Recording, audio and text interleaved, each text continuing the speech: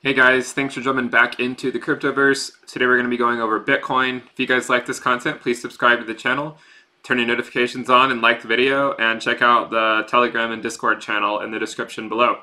So one of the, as about a week ago, I got a new microphone and video camera, and I think I think they give better audio quality and visual quality than I did have, although I do know there's room for improvement, so I will try to figure that out.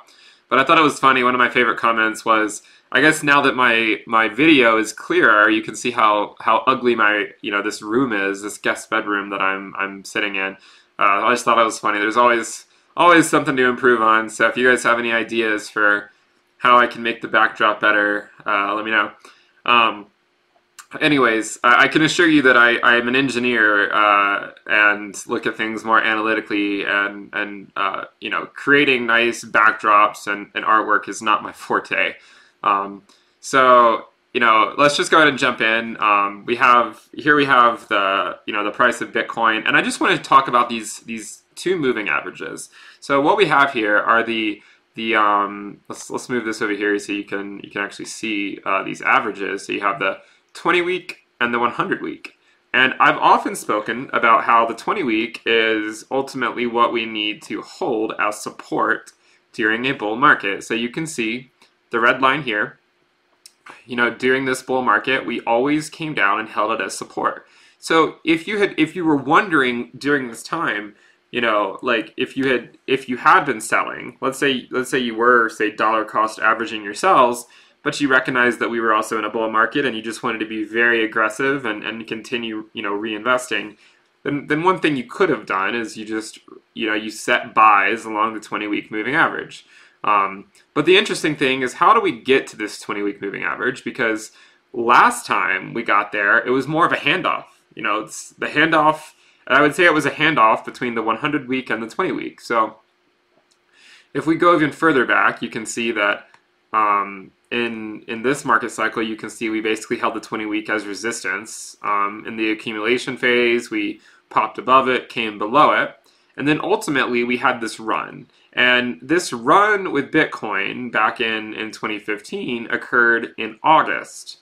And this run, if assuming if you were to go with the 4-year cycle theory, assuming this one, then this one occurred in, say, the beginning of April. So it actually happened prematurely in terms of looking at like cyclical patterns, basically.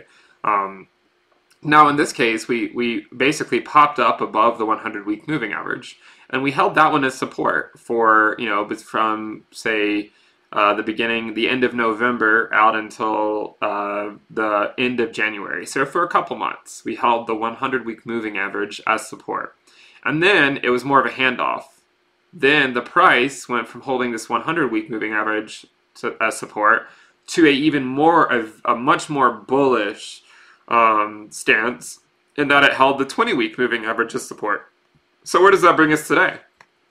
Well, over here you can see the minute we got above I talk about the 20-week all the time. Yes, you can look at various derivatives of it. Obviously, there are things that could more or less approximate the 20-week. I mean, you could look at the 21-week or the 19-week or some exponential moving average, and I'm sure you could come to similar conclusions. But we're trying to keep it simple. We're just looking at the 20-week moving average. And you can see that the minute we popped above it, the minute we got above it after this accumulation phase, is what then led to this 4x increase, basically, in Bitcoin from this bottom over here of around 3,100. So keep that in mind. It was when we broke the 20-week. Now, remember, it was a transfer last time, at least. Doesn't mean it has to happen this time. I'm just showing you, I focus on historical stuff. Sometimes we look at projections, but we like to see what has happened in the past to at least better inform ourselves of what might happen in the future. That is not to say it has to happen that way, and this is not financial advice. But again, popped above the 100-week, held it as support, transferred to the 20-week. Here, well, first we went above the 20, then above the 100, held the 100 as support, then the 20 as support. Here, same, we popped above the 20, like over here, popped above the 100. Okay, the issue here is that when we came back down, you know, the difference in this one over here is the 100 week, we basically just popped above the 100 week, and then we came back down to the 20. Here we overshot it. You know, if we had done what if we had emulated back here, we would have just come up to around, say, this point in this region over here. Maybe we would have come up to, say, $7,000 or $8,000, held the 100 week as support, and then transferred to the 20 week. Instead, we overshot it drastically. And then when we got over to the 20 week, you can see that we came in right here, and we just fell straight down. We fell all the way down to $7,500. Or, you know, more or less in that region. And once we broke this 20-week moving average, we fell immediately down to the 100-week moving average, which is also where we were in the last market cycle after the accumulation phase. So where does that put us? Well, you can see that, you know, we're basically holding this 100-week as support. Doesn't mean we're going to hold it forever, but if we were to emulate what we did in the past, we would want to hold it at least until a point where we transfer it to holding the 20-week as support. So currently we're holding the 100-week. We're actually, you know, price has just popped up around to the 20-week, which is around 84.30. And note that I'm recording these videos ahead of time so that I can try to produce one every day or every other day. So you might wonder why I wear the same thing three videos in a row. Well, it's because I recorded these back to back to back. So anyways, I don't know what the price is going to do. Today it's January 10th. So maybe by the time this video gets published, we'll either be above the 20-week or we will have been rejected from it. So anyways, you know, basically, you know, what could happen is maybe we actually transfer to the 20-week at some point. But again, if we were to do that, it actually wouldn't be representative of what happened last time, because last time it happened when the 20-week crossed the 100-week from the bottom side. So it's possible that, you know, the 20-week actually comes down here, and then if we were to emulate the past cycle, then we would see a turnaround. You know, if you can imagine this coming down and then moving back up, maybe we would see a turnaround sometime later this year. Which again, if you were comparing it to the last cycle, if it were to happen later this year, then we basically would be, you know, maybe 6 to 12 months behind schedule in terms of when this occurred in the charts. Obviously, another, you know, if we were to be very, very bullish, perhaps we'll get above the 20-week in the short term and hold it as support. I would love to see that happen. I don't think that's going to happen, but I would welcome it with open arms, and I don't really claim to know what'll happen in the short term by any means. So again, just, you know, keep an eye on this. Look at the longer term picture. Hopefully we'll see see a way. You know, basically, hopefully we'll see something soon where we either are confirming that we're coming back down to at least the 100 week. It's possible we go back down to even the 200 week, because, you know, there are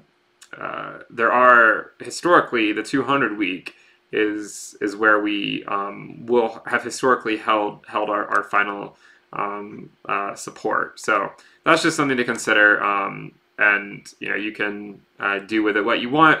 And if we just plot the 200 week, just so you guys get an idea of where it is, you can see it here. So you can see basically in the last market cycle it was held as support here. So for me, I always have buy orders set up on the 200 week moving average. So over here it would have been at around 3,200, and then over here it was around or it's currently approaching 5,200. I mean, it's maybe like between 51 and 5,200. Typically I don't set it right at it, just in anticipation. I will stagger some buys down to that point, but I don't set it. You know, maybe I buy some at 55 and then 54 and so on and so forth. And, you know, maybe those buy orders never get filled, and that's fine with me. If we do march down to that territory, I will be looking to fill those orders though. I think that wraps it up for this video. If you guys like this content, again, please subscribe. And again, I do have a Patreon channel that I am trying to generate some support so that I can continue producing this content as frequently as I am.